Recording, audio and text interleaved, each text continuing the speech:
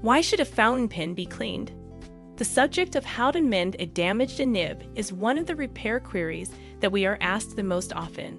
We often discover that the problem is simply that the fountain pen needs to be cleaned, but our clients are sometimes hesitant about cleaning it on their own. With any luck, following our cleaning instructions, which is broken down into steps, may make the task seem less intimidating. How can you tell whether this is the cause of the issue? Scratchiness, skipping, and sluggish or irregular ink flow are three of the most common signs that a pen is dirty and needs to be cleaned. Even though your fountain pen is working okay at the moment, you should nevertheless clean it every 4 to 8 weeks in order to prevent difficulties in the long run. A guide to cleaning your fountain pen in step-by-step form. Take out the cartridge or converter from the inside of your pen with extreme caution. After that, we would suggest using cold tap water to cleanse the nib and gripping portion of the pen. This should be done many times. When trying to clean your pen, please do not use any kind of solvent, since doing so may cause the nib to become permanently damaged. If your pen has a converter that is built in, you should flush the nib by pouring cold water up through the nib and pressing the water out. This is only necessary if your pen has a built-in converter, in the same manner as you would typically fill from your ink bottle. After you have completed the steps above, remove any liquid that may be stuck in the nib by gently blowing air through the assembly of the nib. After that, use a soft cloth or paper towel to dry the nib and the portion that grips the pen.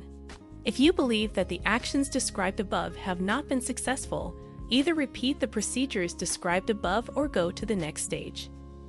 If you feel that there is more dried ink in your nib, which causes it to clog when you attempt to write, we would suggest removing the nib portion of your pen off gently, putting it in a glass of clean water, and letting it soak for the night. After that, you may try writing again.